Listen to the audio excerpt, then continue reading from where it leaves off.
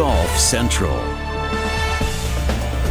Hey folks, thanks for staying up late with us on Golf Central postgame. I'm George Savarikas. You just saw the first round of the Sony Open. I'm joined by a couple guys who have won on the PGA Tour, and Billy Kratzert and Jim Gallagher Jr. We just saw defending champion Justin Thomas wrap up his first round of 3 under par, 67. What do you make of how things turned out on Thursday in Oahu? Well, I think Justin Thomas had a lot of hard work today. It looked like even though he shot 67, he's played here 11 times. He shot 67 or better, 7 of those 11 times. But it just like it was a little more work for Justin than what we're used to seeing. But the golf course, it's in great condition. I thought it withstood the test. Again, we're seeing a lot of players miss from that 4 to 8 foot range, so it's a little perplexing right now. Yeah, scrambling was difficult as it's been in the past, but with Justin, hit inside 20 feet the first 5 holes and didn't make anything, but he could have got real frustrated. He didn't. We saw a lot of good scores this morning. 10 guys shot 66 or better, seeing some good scores this afternoon. So about what we thought, but the guys aren't hitting the fairways, but they are able, as you watch the coverage, to bounce the ball up. That's one of the beauties of this golf course. If they do miss the fairway, they can bounce it up. They don't have to carry it on. One guy on coverage who's pulling double duty this week. That's our pal Bones Mackay, who's on the bag for Justin Thomas because Jimmy Johnson, his normal caddy, is dealing with an injury in his foot. So Jim Bones Mackay coming out of retirement for world number 4, Justin Thomas. We pick it up on the 6th. Well, this is pretty special right here. Up against the lip, 181 yards, and caught it very cleanly. And to get it that far, even though it's crosswind, a little downwind, that was a beautiful golf shot. Yeah, really easy to get frustrated. As I said, hit the first 5 holes inside 20 feet, but there's 20-footer makes his first birdie of the day. Gets him to 1 under par through 6. You thought, okay, if that first one drops, maybe you can start making birdies in bunches. Yeah, got lucky, drove it left off the fence. The OB is the stakes, not the fence, and got relief. Hit his second shot to here. Wonderful bunker shot, and we'd make that for birdie. So he was at 2 under on his first 9, par 4 10th. Justin Thomas, 352 yards. Yeah, and just going to have a little bit of a baby cut right there and trying to flight it just a little bit lower. And just like always, anytime you see a player pick that tee up that quickly, you know it's good. And it just tries to scoot all the way up there and comes up about 4 feet short of driving this par 4, but squanders an excellent chance for birdie with the miss there. That is a par that's going to leave a bad taste in your mouth. So Thomas still at 2 under par, his second to the 14th.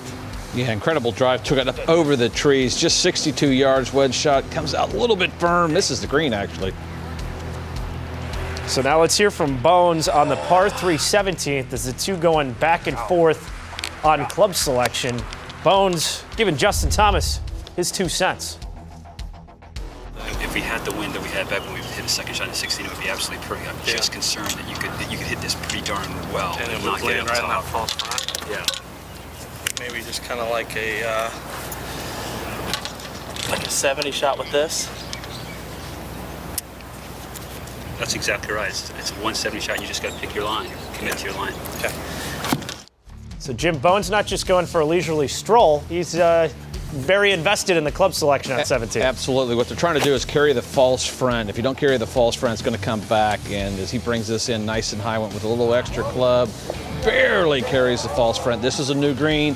You see how firm it is, and it releases back there. A pretty solid shot from Justin Thomas right there. So Thomas with 2 putt for par, still at 2 under, going to the par 5 18th. JT shaking his head that just barely carried that false front. So 18 for birdie. Drove it poorly in the right-hand rough, hit a 6-iron short of the green, was able to get the ball up and down. 3 under par, 67 for the defending champ. So what a difference a year makes. Remember last year, first round, 59. His strokes gained putting, amazing, gaining 4 shots there this year. Little different story with that 3 under 67. Afterwards, he talked with Todd Lewis.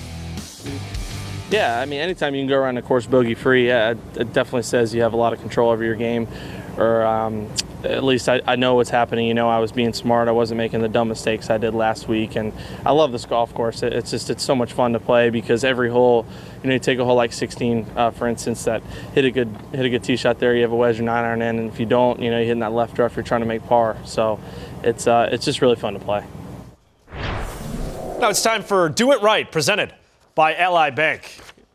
And guys, I know as we were watching coverage, the line that he took on the 14th, and you were thinking it reminded you of last year. It's just amazing how he's able to take that line off that tee. So aggressive. Yeah, when you get the long hitters on that hole, it's such a sharp dog leg right to left, as you said, George, that the longer hitters can go ahead and take the bunker out of play, and that's exactly what Justin Thomas did today. You take a look at the 14th hole, as we take a look at the flyover, you can see straight away, and then you can see the sharpness of the dog leg.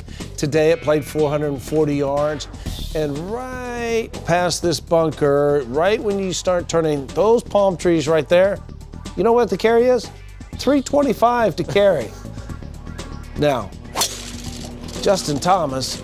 It's a year ago. Last year, wet conditions, right over the palm trees. And you can see it just kind of nestle into the left-hand rough. Did not get any release forward. Yeah, that was absolutely smoke from Justin Thomas. Looked like he was hitting one out to left field. So today. Now today, you think he feels confident on this tee? I mean, this is just crank. Not only did he hit a great tee shot on number 10, turns right back around on 14, same identical line, carries it out into the fairway. The beauty of that, you can't see the tee from where he drove it. You can't see back. It's so far back and through the trees. 358 yards. That's amazing.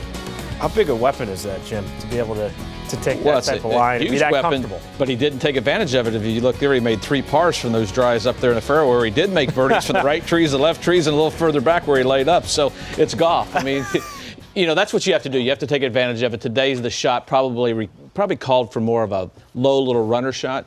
Carried it up just over the slope, but you know, he made 3 pars driving it down there. It's fun to do, that's for sure. I guess. I don't know. I never can carry a 350. Yeah, I heard it was. All right, let's check out his good buddy Jordan Spieth, who was part of that earlier wave at Waialae Country Club. Spieth for birdie on the 17th. He started on the backside. Yeah, this putt from just outside 30 feet. Really a nice read. And at that point, that would get him to 2 under par. Yeah, as that's where he made the turn at 2. So Spieth, par 4 fifth, is second. Yeah, he missed a couple birdies, a couple short putts, I should say, on the first 9, his back 9, but got it kind of going in the right direction. Got a nice kick off the slope. Not as much wind as we expected down there. Good shot in there. Another birdie had him at 3 under, par 3 7th, the tee. Yeah, and continuing the good iron play. 171 yards today. The wind slightly left to right, but letting this one bleed in there just absolutely perfectly. Another good chance. That would move him to -4. 8th hole, things got a little hairy after finding trouble off the tee. His third. Yeah, he tried to get up over the trees, and it comes straight down. Drove it way left off that tee, though. We got our score counter for those at home who were trying to follow along. So Spieth had played his third. Yeah, you're going to go over the trees again, and guess what? It's like a fly swatter. It's going to knock it right back down. That's his 4th.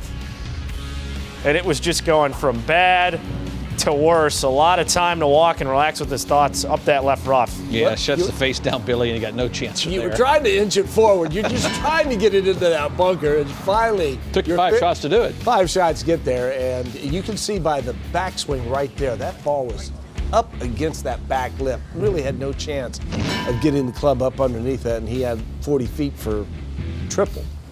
Oh, he's just trying to stem the tide. The putt for 7. Leaves it short, so Spieth, who was at 4 under walking to this tee. Finally. That's what he said. Mercifully. Ocho. Oh, the snowman. So he goes from 4 under back to even. Spieth would birdie his last hole, get in at 1 under 69. He's made some quadruple bogeys in big spots. We all remember the 12th at the Masters, 2016, the Masters a year ago on the 15th. It was his first quad on the PGA Tour, though, since the AT&T Byron Nelson back in 2017. We're just getting going on Golf Central postgame. They always say fast pay makes fast friends. You've got to see Kevin Kisner settle up his bet with Justin Thomas, and why the fans on 17 had something to cheer for. Plus, the Eurasia Cup is underway. Why this could have an impact for Team Europe at this year's Ryder Cup. You're going to see the Eurasia Cup right here on Golf Channel, top of the hour. We'll be right back. Golf Central is brought to you by the Hawaiian Islands. Visit gohawaii.com/golf. Golf Now VIP. Say goodbye to convenience fees.